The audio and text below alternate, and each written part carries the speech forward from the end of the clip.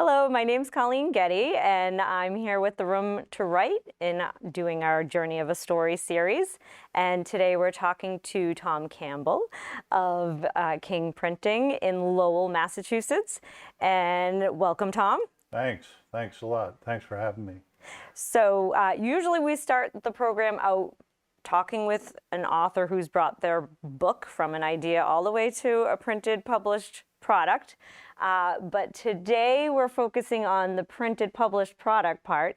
And so basically they birthed their book and you're the one swaddling it and getting it out into the world on the printing publishing end. So we're really interested in informing people about how that happens, and really I think you're the perfect person to talk to about the reality of the printing and the publishing, because a lot of people have sort of preconceived notions, or they're riding high on their imagination of how things are going to play out. So I'm going to throw it to you just to kind of maybe get us started. You use the term business coach for books, and I love that because I feel like you fit that mold exactly. So you want to maybe let us know a little bit about your background and how you found yourself here.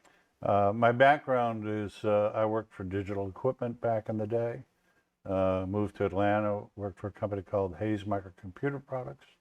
They developed the modem back in the time, and I've done some turnarounds in Atlanta with some companies, and then I was born and raised in Mass, so I decided that maybe it was a good idea to come back to Massachusetts. And I knew this printing company back in my deck days, and the owner and I had known each other for forever. We're best friends.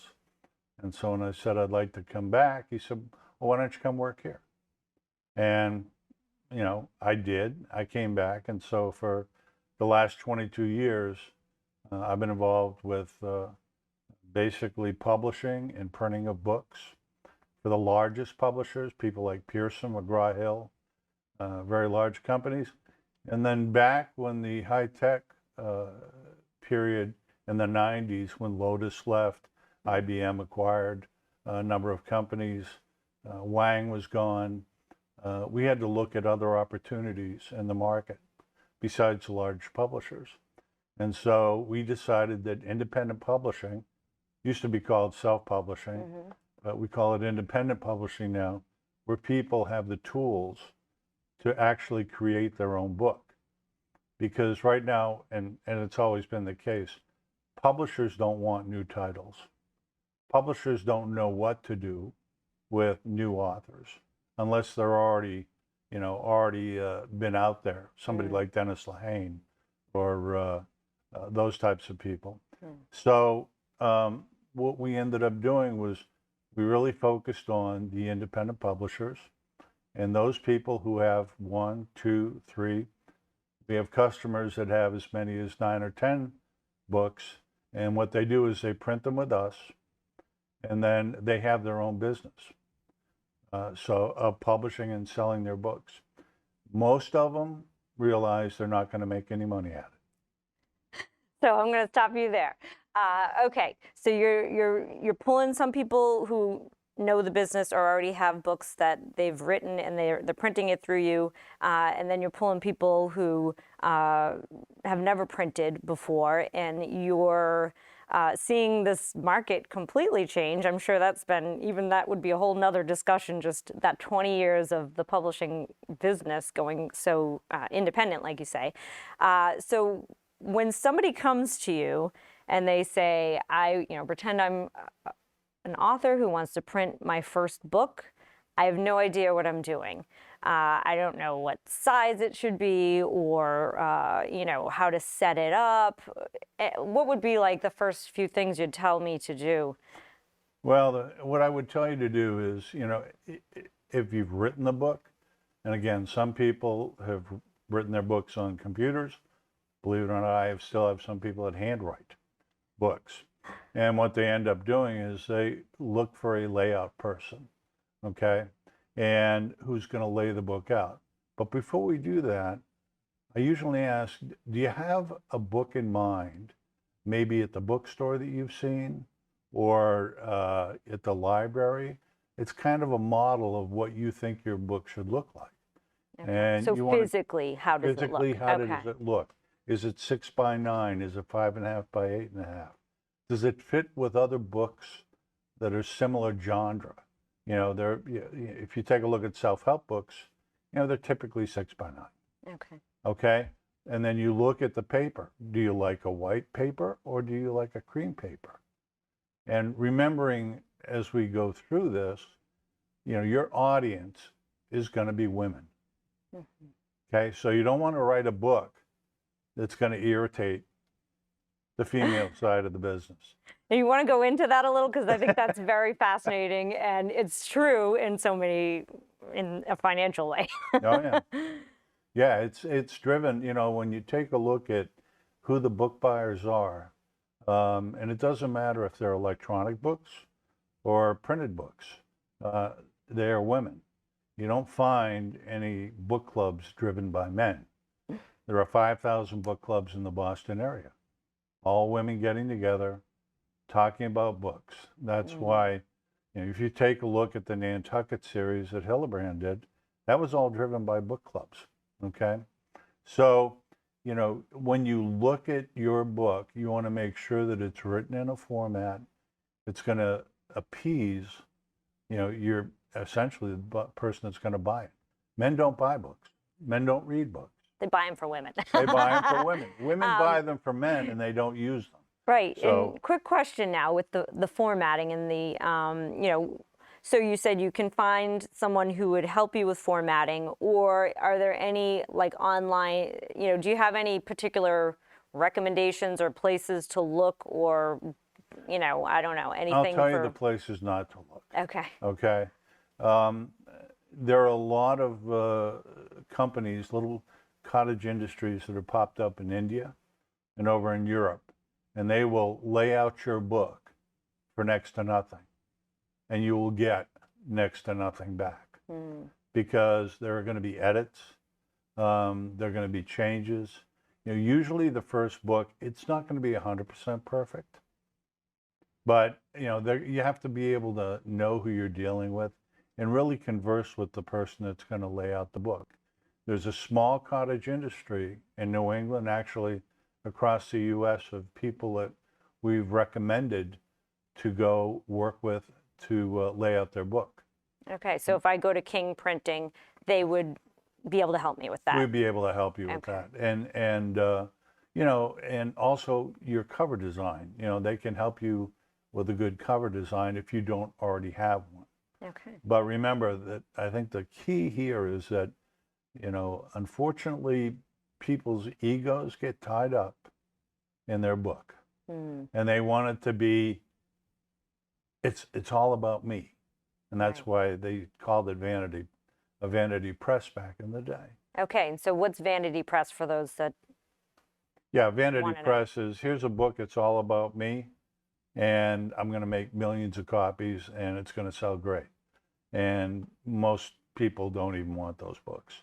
Okay, and so do they charge because obviously a lot of people are doing memoirs, those are all about them, but how do we distinguish between, is a vanity press sort of like a vulture? Are they taking advantage of people and charging them up front, or what's the vanity press is more of a term of what this book is about. Okay. It's not really for sale.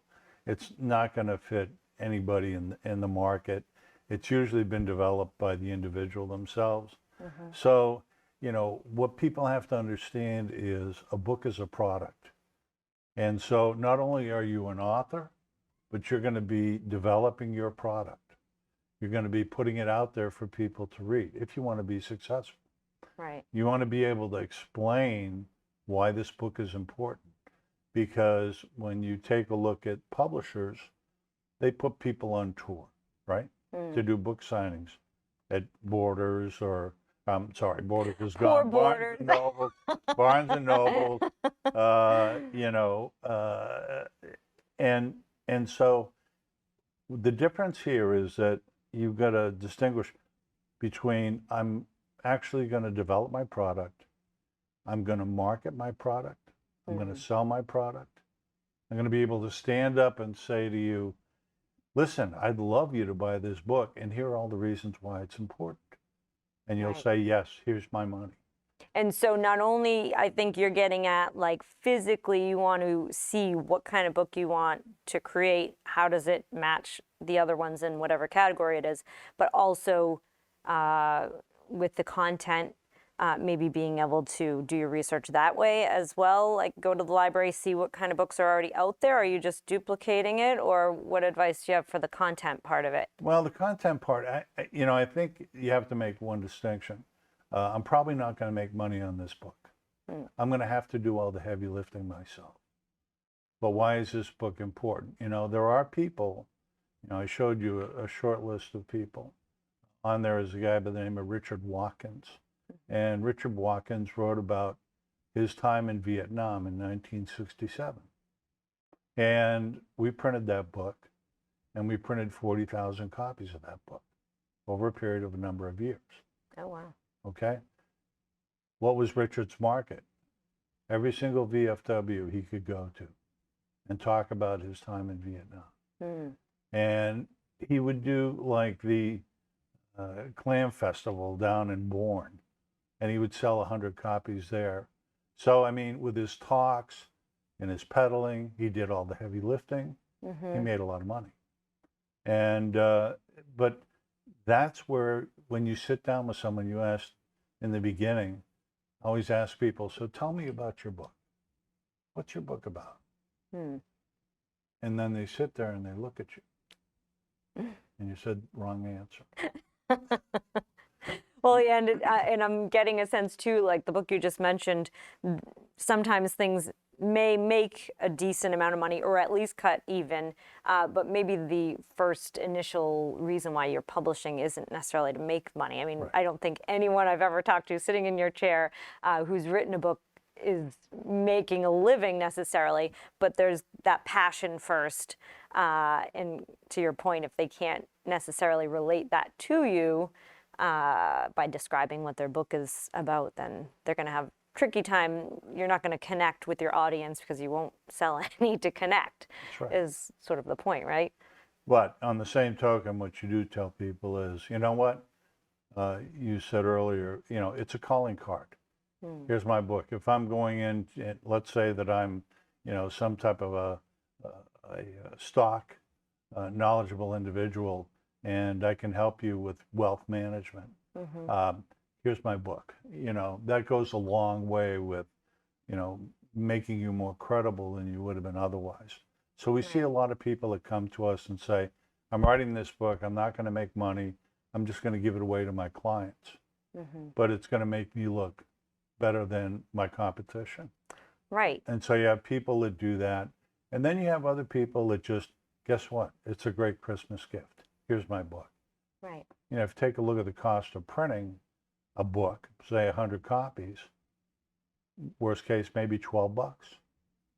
Find a good $12 per book. $12 per Okay. book. And so now you've got a great Christmas gift, $12, it's nothing, right?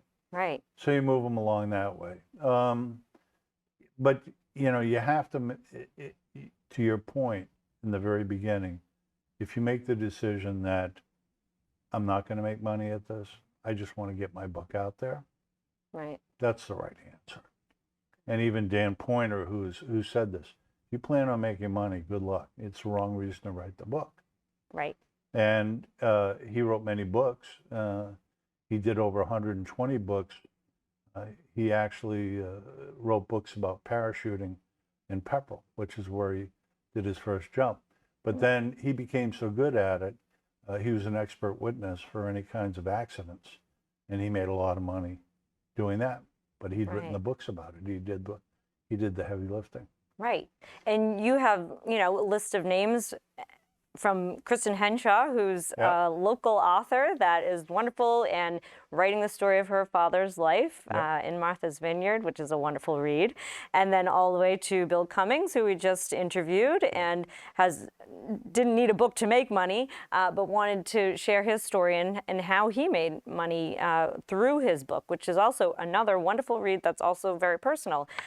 So there's always this sort of spectrum of reasons why people want to get their book out there. What, and so they're vulnerable sometimes for that reason. What sort of advice or warnings or realities, besides what we already just talked about, would you start to go through with them in terms of the actual process of, okay, now you actually have to print your book and get it out there? Yeah.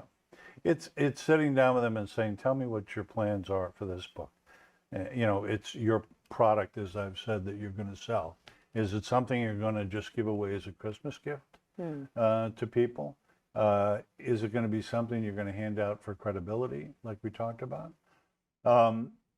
Or if you're going to go to all the bookstores, which I have a historian friend in Leominster, Mark Bodanza, who has written a number of books, and he is so well known in town that you know, Barnes and Noble will take his books.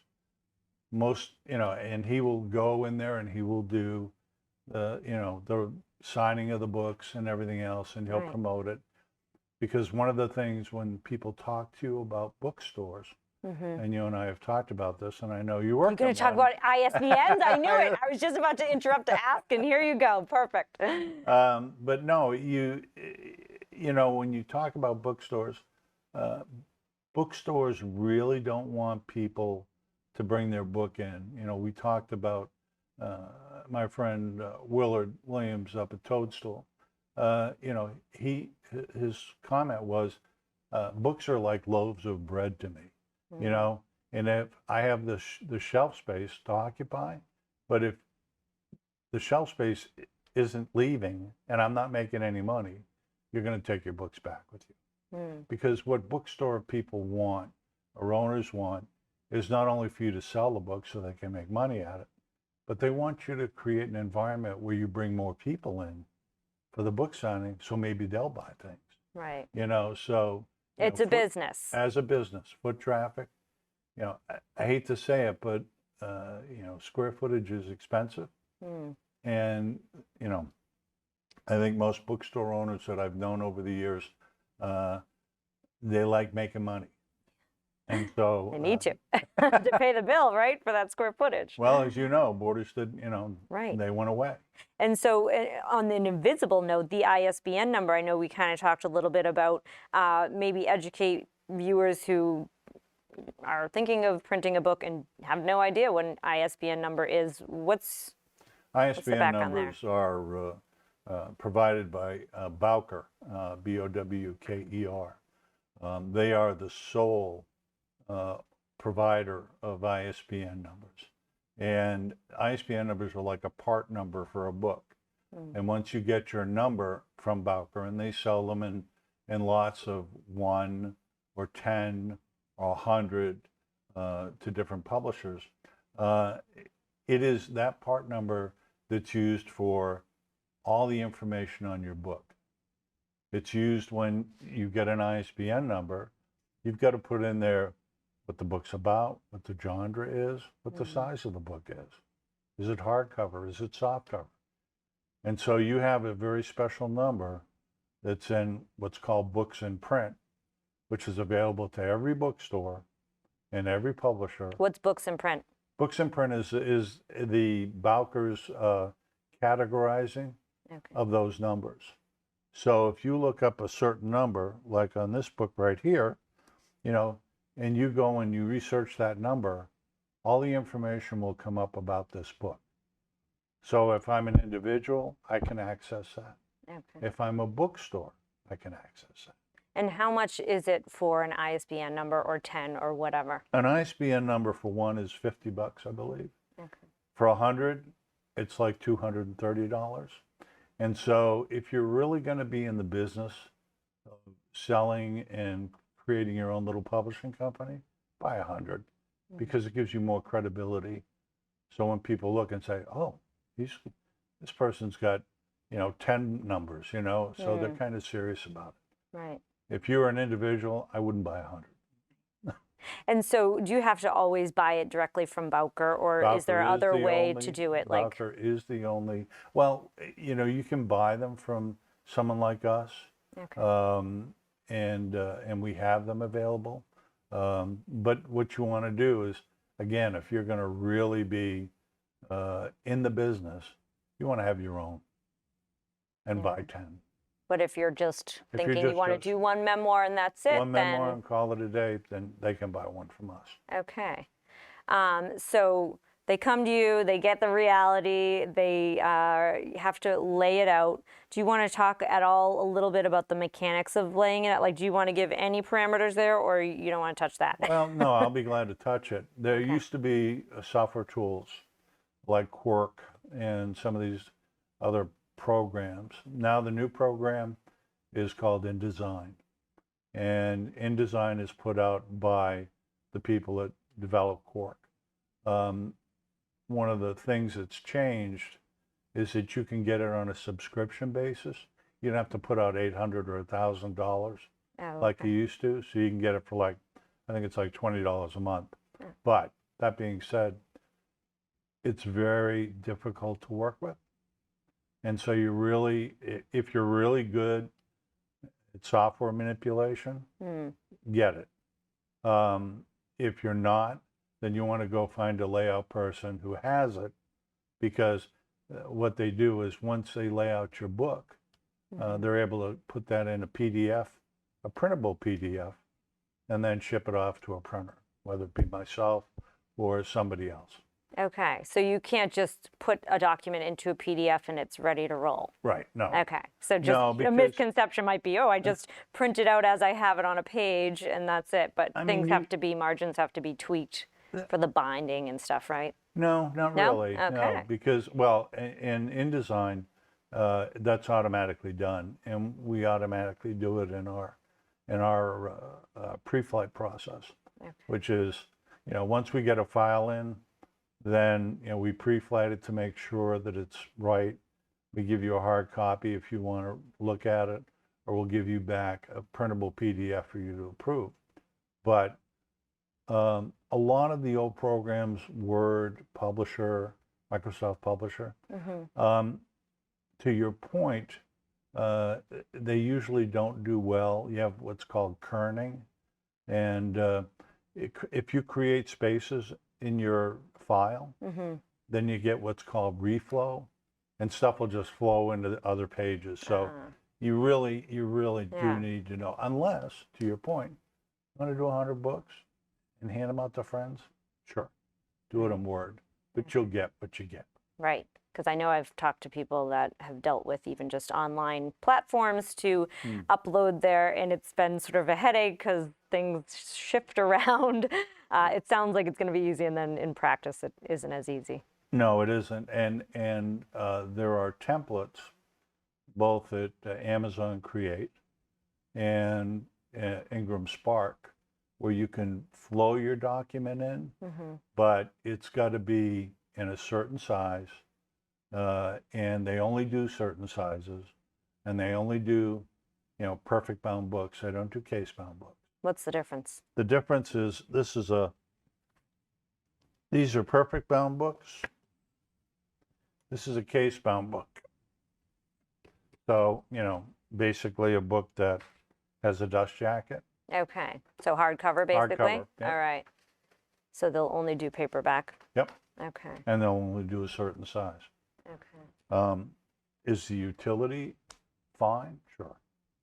But again, you get what you get for the price that you pay. Right. Speaking of price, so like some hard numbers, whatever, if you're able to throw out estimates both in timelines in terms of like somebody says, hey, I do want to print a bunch for Christmas. What would be the reality in terms of like actually when you get that to the printer or start laying it out into when it's a finished product? And then also, do you have any sort of roundabout numbers in terms of pricing, like just to help people to know if this is even something they want to bother trying? Pricing is, I'll start with that first. I don't like giving estimates to people because in the market today, with the economy the way it is, paper prices are fluctuating dramatically. All raw materials are just crazy right now. So, you can give, once somebody kind of settles in with this is what my book is going to look like, then yeah, we can give an estimate to it. Then you can make a decision. Right. As far as layout is concerned, which is an interesting point, it really depends on you. I have people that can lay out a book very quickly and proof it very quickly. But the typical book usually takes anywhere between, I have a book right now with this fellow right here. He's doing it on Johnny Appleseed. Yeah. Leominster. Leominster, yep. The home of And Johnny. it's Johnny Appleseed. He's the historian.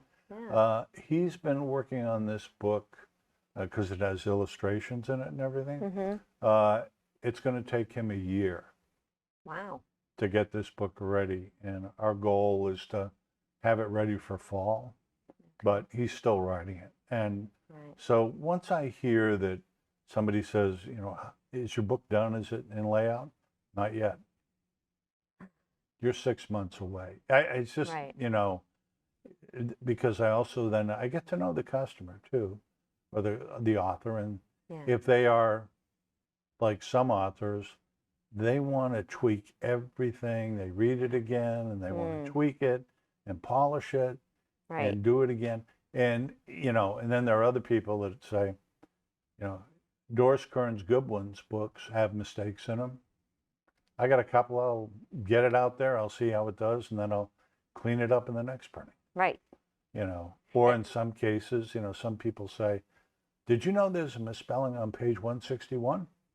I saw it. And I go, yeah. Let's hope that people get to page 161.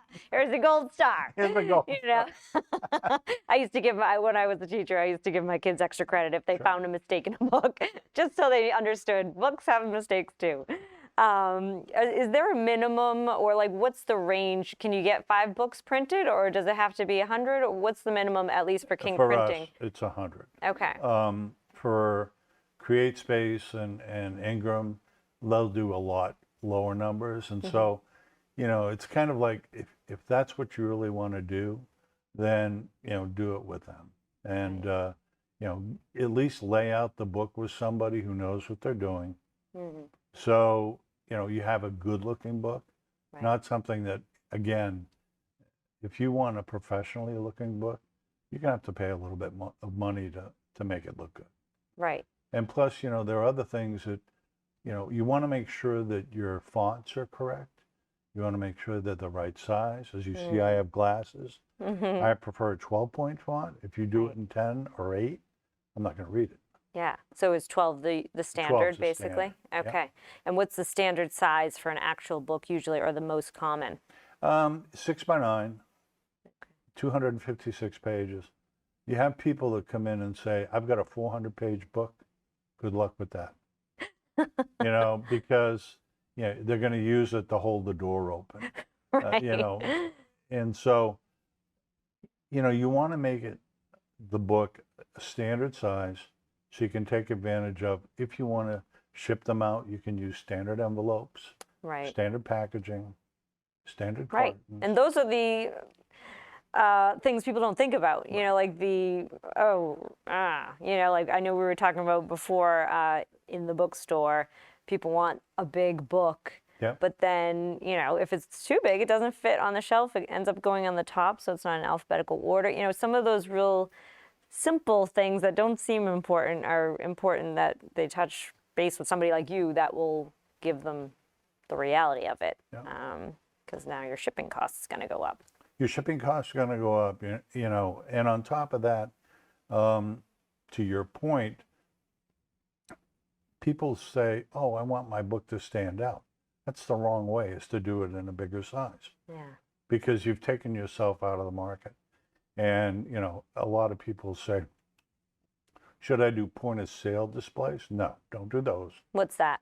Point of sale is when you go into a store and you've got like Doris Kearns Goodwin history, and they have a big box. Okay. You know, sometimes people will get like a little mock-up.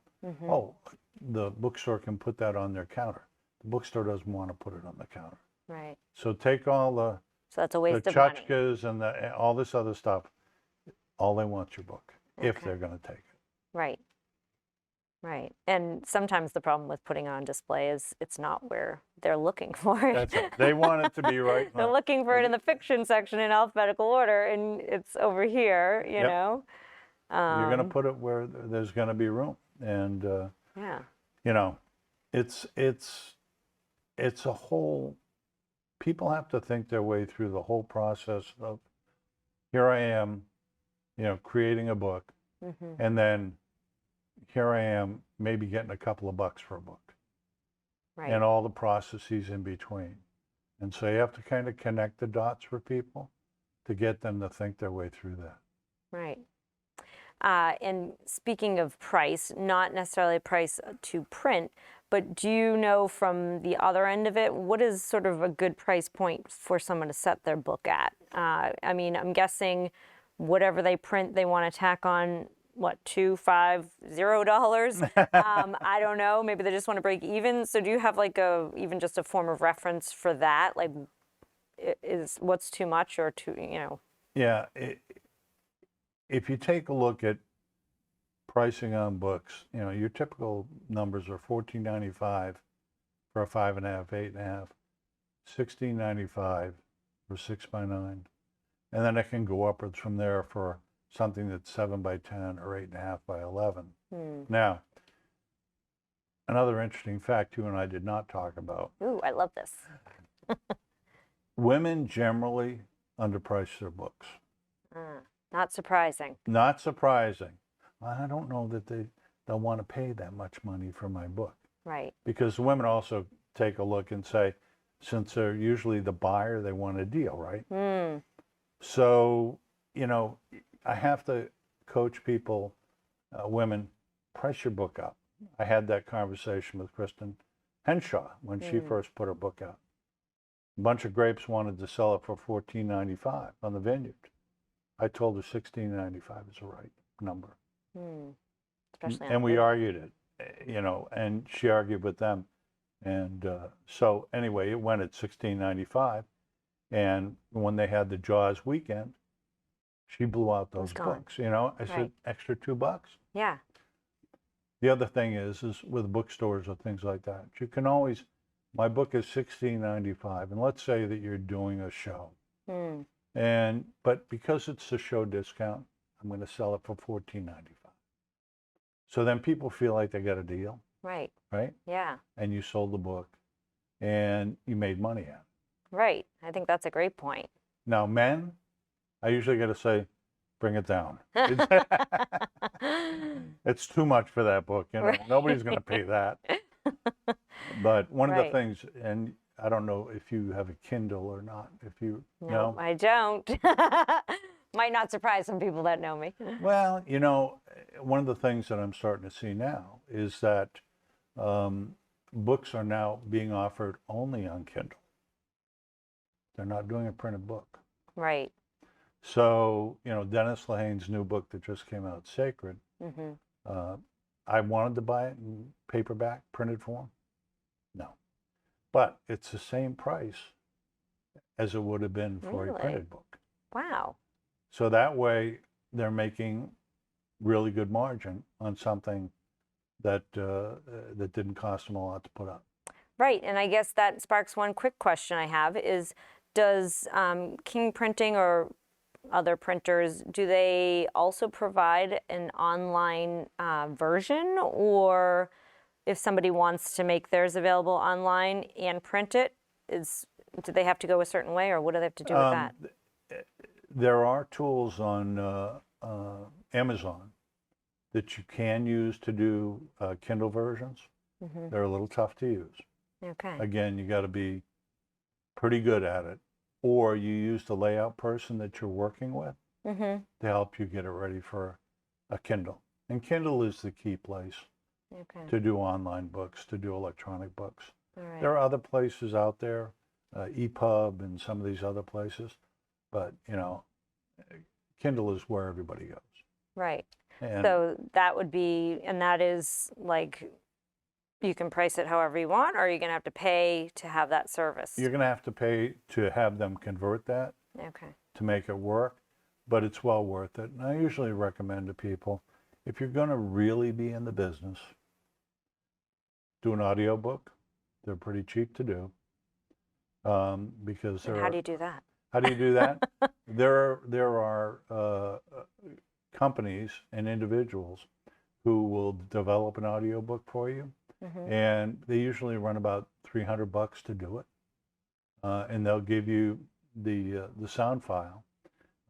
It's fairly inexpensive because, believe it or not, these actors that pull this stuff together, they can be male, they can be female, all personalities, all in one. Right.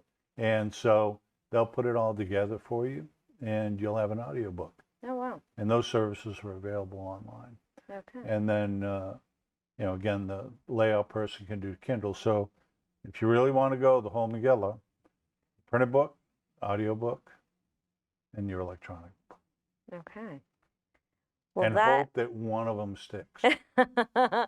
Well, that's great advice. And I know a lot of ladies in my book club, they listen to the audiobooks while they're driving to work or whatever. Yep. So that was a good point to end it with. So, Tom, I think we've almost touched every base of the actual nitty-gritty nuts and bolts of the printing process. We're going to wrap it up, but is there anything that you want to like leave with viewers or potential writers who want to get their book published? Any last words of advice or anything you want to top it off with? Yeah, just think your way through the process. And there's plenty of information online available. And you know, if you run into a problem, you can always email me at King Printing. All right. Well, thank you so much, Tom. Thank you so much. And I will have your email on our website at theroomtowrite.org. So if people want to get in touch with you, they'll be able to because you've been a wonderful resource. Yeah. Thank you so much. You're welcome. And if you'd like to join us at the Room to Write in the hot seat here for our Journey of a Story series, please feel free to email me at Colleen@theroomtowrite.org. Thank you so much.